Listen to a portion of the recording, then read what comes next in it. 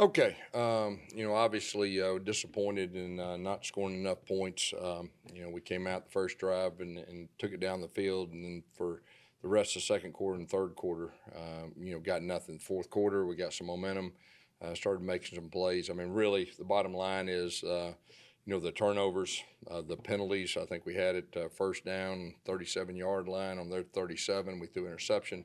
I think it was close to that going the other way on a first down, and we got a 15-yard penalty.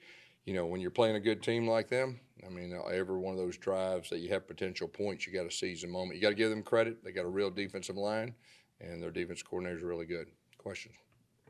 How was Tommy overall, in your opinion?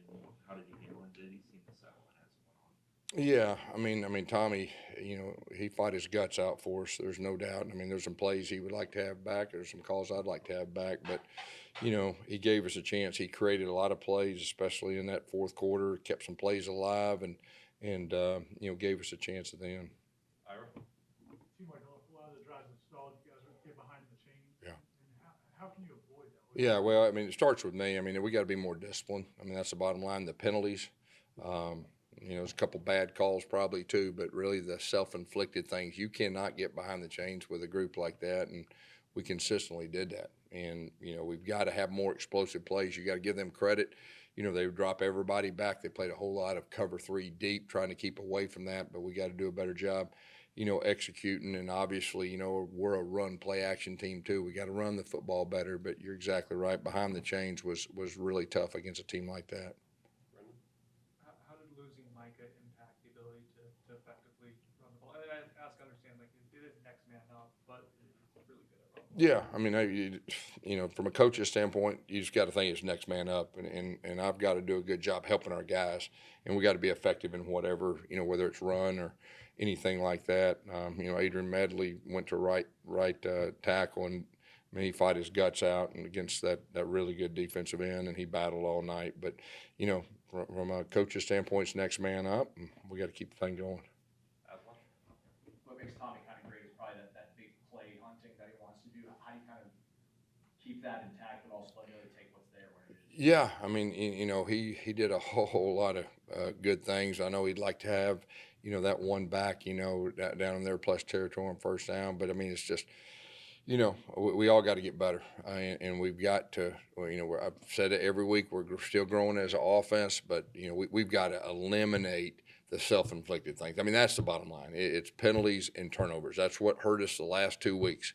We didn't do that the first 3 weeks. We got to solve that, and it starts with me. And I've got to help our guys. On the other interception, the 4th and 8, was there an opportunity to maybe throw it earlier or dump it off or No, I thought he made a good read. He got hit right there as he's throwing. It was a boom deal. It was close. But close doesn't get it done. And obviously that was a big play in the game. With some of the ball security issues the last couple of weeks, I'm sure you guys are talking about it. Is there anything you do specifically like holding onto the football, fumbles, like are you coaching anything up differently, I guess? Yeah, I mean, we did ball security drills starting out practice tonight, and we've got to solve it. I mean, we put the ball on the ground. I think it was 50-yard line. It was P and 10, and we put the ball on the ground. So we got to solve it. And so we'll continue to stress that, but we need to stress it more. I know they had a lot of pressures, and that's probably the best defensive line you're going to see. But how do you think the offensive line played overall? What can you build on? And I know you also had to use, a sixth guy in Rizzi, but how do you think they played overall? Yeah, I mean, they did some good things. You're exactly right. That's a really, really talented defensive line. And, they popped a guy just about every play, bringing a fifth guy. There were some good things. There were some things that we'd like to do better, and that we've got to get better at. But, they definitely tested us. You mentioned the self-inflicted stuff. Tommy said after the game he feels like nobody's beat you guys up and beat you. It's been yourselves. When it is so inwardly focused, does that keep guys engaged to make the improvements and keep you confident that they can make the improvements? Well, I mean, I think there is some truth to what he said. I mean, the penalties, a 15-yard penalty, throwing the ball away on the first, and those are things we can control. Now, give them guys credit. Now, I've said that at the first. I mean, that's a really, really talented defense and a really talented defense coordinator.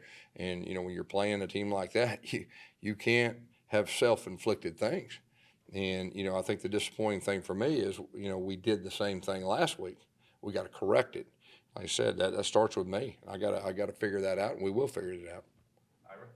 Is there much you can take away from the fourth quarter, those drives? Yeah, I mean, our guys, they got guts. I mean, they fought their guts out to the end. And if we'd had another possession, I would have liked our chances. But, you know, they fought, you know, and they fought till the end. So, I mean, I think that's definitely a positive that we can take and will take moving forward.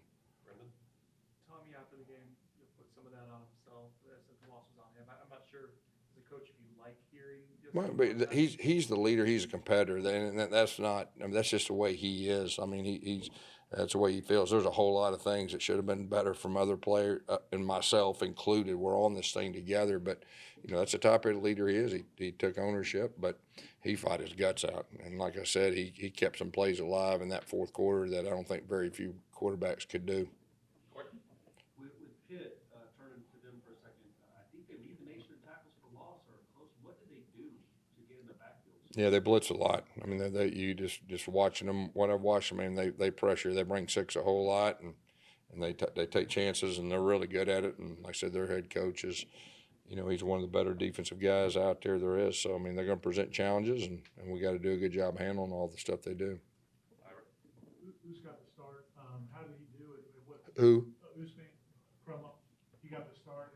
Well, that was just a play-specific deal, to be honest with you. You know, every now and then you got certain play-specific things for running backs. But I mean, you know, we're giving him more responsibility each week. You know, and so you know he's continuing to grow.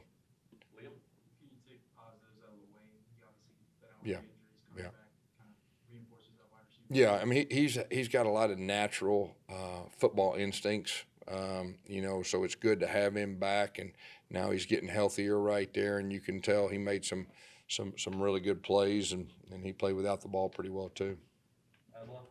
I know it's your first time coaching in this rivalry, but you've had in-season rivals against LSU and Georgia when you were at Auburn, and trying to get off the mat and keep going. How much of your previous experience do you kind of lean on to get the guys refocused to keep moving forward? Yeah, I mean it's next game. I mean we got to learn from that.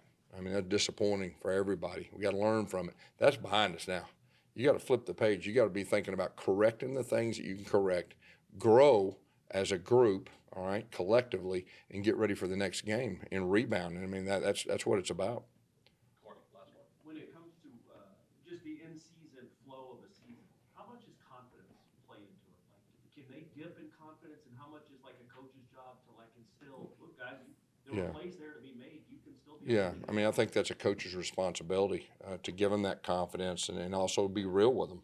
And you know, I think nowadays, I mean, more than ever, I mean, you got to be honest and you got to be real with them, and you got to inject confidence. And how do you do it? You do it through work, you do it through the practice, and you do it through correction. So it all works together. Thanks, guys. Thank you all.